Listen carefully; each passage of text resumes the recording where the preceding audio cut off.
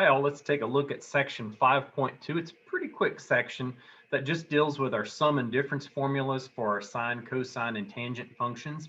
So you'll see in my list of objectives here, it's just we're going to be using the sum and difference formulas for the cosines and sines, and then of course the same thing for the tangent functions there. To see some problems with this, first of all, let me look at the difference function for the cosine. If I have the cosine of an angle alpha minus an angle beta, then you can say, well, that's just the cosine of alpha, cosine of beta, plus the sine of alpha, the sine of beta. So I always just say it's cosine, cosine, sine, sine, change the sign, and you'll be fine. Always helps me remember it. So if it were, for example, the cosine of alpha plus beta, it would be cosine alpha, cosine beta minus the sine alpha, sine beta. So cosine, cosine, sine, sine, change the sign and you'll be fine. That really helps out. Now, that really helps out. Let's see a problem done with it. Boom. So we know that the cosine of 30 degrees is square root of 3 over 2. Pretty obvious. That's our first angle on our unit circle, and the x component there is the square root of 3 over 2. Well, what if I ask you to use that fact to double check that this subtraction formula for the cosine formula actually works? So we know that the cosine of a 90-degree angle minus a 60-degree angle should equal a cosine of a 30-degree angle. It should be the square root of 3 over 2. Well, I'm going to use the difference formula here to verify that it is going to give me the correct answer. So I'll say, well, the cosine of 30 degrees should equal the cosine of 90 degrees minus 60 degrees. Well, my cosine difference formula would say cosine of 90, cosine of 60, plus the sine of 90, the sine of 60 degrees. Well, we know the cosine at 90 degrees, that's straight up on your unit circle. The horizontal component there is 0. Cosine of 60 degrees is going to be 1/2, plus the sine of 90 degrees, the y value there is 1. The sine of 60 degrees, the y value there is the square root of 3 over 2. So you see, yes, this does give us the correct answer because we would have 0 times 1/2, which is just 0, plus the square root of 3 over 2. So this is a confirming fact that you can use that difference formula to give you the correct value of the cosine of any difference of angles in there. Now, what if I wanted to use the formula in reverse? So on this page, I'm giving you the multiplied out version where I say, well, what if I want to find the exact value of cosine 70 cosine 40 plus the sine of 70 sine 40? You're supposed to recognize, okay, anytime you have the product of the cosine of two angles and then the product of the sine of two angles, those two angles are the exact same. Hey, this is the cosine difference formula. So I can say this is nothing more than the cosine of a 70-degree angle minus a 40-degree angle. And I would get, again, that's the cosine of 30 degrees, which we've already been discussing, is the square root of 3 over 2. So this allows me to answer the square root of 3 over 2, which I promise is the exact correct answer, despite the fact that I don't know what the cosine of 70 is, nor do I know what the cosine of 40 is. And even if you go to your calculator, it's just going to give you a decimal approximation, not an exact value. So if I say exact values only, the only way to work this problem is to do it with this difference formula, understanding that what we have here is equivalent to the cosine of 70 minus 40. Now, let's verify an identity with this formula. So notice again in the numerator, I put the cosine of alpha minus beta divided by cosine alpha cosine beta. I'm wanting us to show that that's equal to 1 plus the tangent of alpha, the tangent of beta. Okay, so in the verification identities in this section, you'll clearly want to work with the side that has the sum or the difference going on within your sine, cosine, or tangent function. So the side I'm going to work with is the left-hand side. What I need to do on that left-hand side is use my difference formula for the cosine function and say, well, that numerator is nothing more than the cosine of alpha cosine beta plus the sine of alpha sine beta. Now, all of this numerator is divided by cosine alpha cosine beta. Well, since both of those terms in the numerator are divided by cosine alpha, cosine beta, I distribute that division into both terms and I create two separate fractions. Please understand what I have in this step is equivalent to what I had in the previous step. But now in this step, I can actually divide out by the cosine alpha, cosine beta. And in that first fraction, it completely cancels out. Please remember, when everything cancels out, you're left with an understood 1. In the second fraction, I can see I'm going to have sine of alpha over cosine alpha, which would be tangent alpha, sine beta over cosine beta, which would be tangent beta. Oh, this is going to be gorgeous. I finish it up on the next page. So I can see, yes, I'll have 1 plus sine alpha over cosine alpha times sine beta over cosine beta. We have our 1 plus, this is our tangent alpha, this is our tangent beta. That's precisely what we were trying to prove. So in my homework solutions, you'd have noticed I had to put a little check mark over that last step. As soon as you get to the other side of the equation, you have verified the identity. Now, all of our sum difference formulas for the cosine and sine, you'll notice what I was talking about with the cosine sum and difference formulas. Personally, I always just have the cosine memorized as cosine, cosine, sine, sine, change the sign in between. So cosine of alpha plus beta is cosine alpha, cosine beta minus sine alpha, sine beta. The cosine of alpha minus beta, which is what we've been doing, is cosine alpha, cosine beta, change the sign, plus sine alpha, sine beta.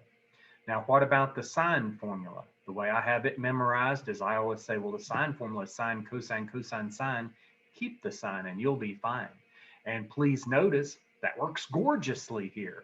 The sine of alpha plus beta, sine alpha, cosine beta plus cosine alpha, sine beta. So sine, cosine, cosine, sine, keep the sign. You'll be fine. Same thing here, sine, cosine, cosine, sine, keep the sign, you'll be fine. So the sine of alpha minus beta is sine alpha cosine beta minus the cosine alpha sine beta. Now, I would love for you to commit these formulas to memory, but I don't require it. Formulas like this are used on the test, but they're provided on the test as well. So you just need to be able to use these, not necessarily commit them to memory. But it's never a bad idea to commit them to memory. I have them memorized, and hopefully several of you will. You just don't have to. Looking at this page, we're trying to use the sign of a sum to find an exact value. So unlike before, where I took an angle that I already knew, I knew that the cosine of 30 degrees was square root of 3 over 2, and I used that fact to show that the cosine of 90 minus 60 gave me a correct answer using the cosine subtraction formula. Well, this time, I don't know what the sine of 5 pi over 12 is. Well, that makes it to where I should be able to use one of these summation formulas in order to simplify it out. So notice here, I've said, well, I know 5 pi over 12, that's the same thing as pi over 6 plus pi over 4. This is 2 pi over 12 plus 3 pi over 12 for 5 pi over 12. So I can say, okay, this should work. Now, the reason it should work is because I know what the sine and cosine at pi over 6 is, and I know what the sine and cosine at pi over 4 are equal to. So I break up my sine addition formula, and I can say, well, the sine of pi over 6 plus pi over 4 should be sine pi over 6 cosine pi over 4 plus the cosine of pi over 6, the sine of pi over 4. Then it's just a matter of plugging in the values from the unit circle that we need to know. At pi over 6, the sine function is 1/2. We know the cosine of pi over 4 is the square root of 2 over 2. Cosine pi over 6, the square root of 3 over 2, and the sine pi over 4 is again the square root of 2 over 2. We multiply these out and we get the square root of 2 over 4 plus the square root of 6 over 4. Notice I went ahead and just got a common denominator and said, well, my final answer is the root of 2 plus the root of 6 all over 4. Now, love problems like this. So let's say I give you some fact about the sine or cosine of some angle, and I give you the location of the angle, meaning what quadrant it's in. So in this case, I tell you that the sine of alpha is 4/5. and it's in quadrant 2. So every single solitary angle that's in quadrant 2 can and should be drawn like this, where our reference angle alpha is this angle right here. It's always the angle between the origin and our x-axis here. We always draw our triangles like this. So I always think of it as part of a bow tie. Your triangles in this quadrant would be here, down here. They would go like that. In quadrant 4, they would go like that. And quadrant 1, like that. Now, in quadrant 2, I can say, all right, I know the height of this is 4, the hypotenuse is 5. Now, honestly, I would have just looked at this and said, well, then it's a 3, 4, 5 triangle, and we know x is moving to the left, so it's -3. And that's wonderful if you recognize it as a special triangle. If you don't recognize that it's a special triangle, you can just say, well, the horizontal component, I'll call it x, and we still know that x squared plus 4 squared has to equal 5 squared. So x squared is going to equal 9. Technically, x could be positive or negative square root of 9. We know it's the negative because it's moving to the left. So I can say, well, x in this case is -3. And my cosine, which is always adjacent over hypotenuse, that's going to be my -3/5. So I ask for the exact value of the cosine of alpha. Well, cosine of alpha would be -3/5. Now, if I can say something about, well, I already have the information about the sine of alpha, but now what if I say the sine of an angle beta is 1/2 and it's in quadrant 1? Well, an angle in quadrant 1 always looks like this. Here's my angle beta. The sine of beta is 1/2, so opposite over hypotenuse. Now that means my adjacent side has to be the square root of this side squared minus this side squared. That'd be the square root of 4 minus 1 gives me the square root of 3. Now, unlike the previous problem where I had to say, well, x is negative in quadrant 2, x is positive in quadrant 1. It's moving to the right. So that's the positive square root of 3. Now, if I want to find the cosine of beta, I would just look at this and say, well, the cosine of beta, that's going to be your adjacent over the hypotenuse, square root of 3/2. Now, the values that we found for alpha and beta on the last 2 slides, I've summarized down here. We know that the sine of alpha is 4/5. It was 4/5. The sine of beta was 1/2. So I put those 2 in there. The cosine of alpha was -3/5, and the cosine of beta was the square root of 3/2. So this is the summarized work from the previous 2 slides. Now, what you're going to have some homework problems that'll ask you to do is, based upon information like this about angles alpha and beta, find what the cosine of the sum of these 2 angles, alpha and beta, would be. So I'd say, well, okay, cosine alpha plus beta, that's cosine alpha, cosine beta, minus sine alpha, sine beta. At that point, it's just plugging in the information that we've identified. We know that the cosine of alpha is -3/5. Cosine of beta, the square root of 3/2, minus the sine of alpha, 4/5, the sine of beta, 1/2. Please notice both of these fractions are going to have denominators of 10. So I would just say, well, it's going to be -3 on the root of 3 minus 4 all over 10. Now, instead of leaving them as separate fractions like that, I would write it as one nice fractional answer with a common denominator of 10. Now, again, I'm asking for that exact same problem. What if I want to know what the sine of alpha plus beta is? And again, it's for the same alpha and beta that were on those previous slides. So you said, well, we already know what the sine and cosine are for both angles alpha and beta. So it's easy to find what the sine of alpha plus beta is. Our formula tells us it's sine alpha cosine beta plus the cosine of alpha sine beta.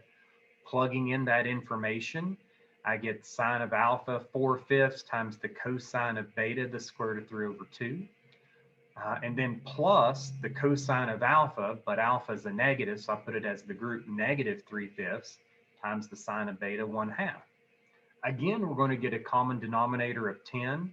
My first fraction is going to be 4 on the root of 3, and then I'll have -3 all over 10 for that final answer down there. Now, our tangent formulas, a little bit more complicated, but it's no big deal. If I have the tangent of alpha plus beta, it's almost like that tangent distributes through it in the numerator. You can just say, well, it's the tangent of alpha plus the tangent of beta, but then that's divided by 1 minus the product of tangent alpha, tangent beta. The way I remember my tangent formula is the numerator, it always follows this sign, and then the denominator is always 1 minus the product of this. So what if it's a minus up here? Well, your numerator is minus, your denominator has the plus sign here.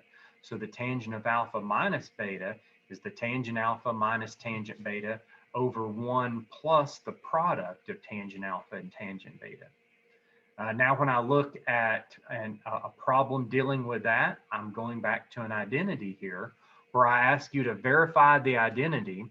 So anytime we add pi radians to a tangent function, it's the exact same values. And we can see that because, you know, quadrant 1 and quadrant 3 have all the same tangent values. Quadrant 2 and quadrant 4 have all the same tangent values. So I can say, well, then the tangent of pi over 4 is the exact same thing as the tangent of 5 pi over 4. True, they're both 1. The tangent of 3 pi over 4 is the exact same thing as the tangent of 7 pi over 4. True, they're both -1. Now, in order to verify that, all I would have to do is use my tangent sum formula, which says, well, it's going to be the tangent of x plus pi is the tangent of x plus the tangent of pi, divided by 1 minus the product of the tangent x times the tangent of pi. Now, this really simplifies nicely, and we're easily able to show that this is an identity because that tangent of pi, since the sine of pi is 0, the tangent of pi is 0 because it's 0 over a -1. So you'd say, well, your tangent at pi is 0, so your numerator is tangent x plus 0. Your denominator is going to be 1 minus 0. So we're getting just tangent x over 1, which is tangent x, which verifies your identity. At this point, I've been putting the check sign over that last before the tangent x in my homework solutions to show that it has been successfully verified. All right, guys, that'll do it for this section. Please do try the homework. I think you'll find this pretty straightforward. We're using those formulas. And remember, you don't have to commit the formulas to memory. It'd be fantastic if you did, but it's just not a mandatory necessity. All right, guys, take care.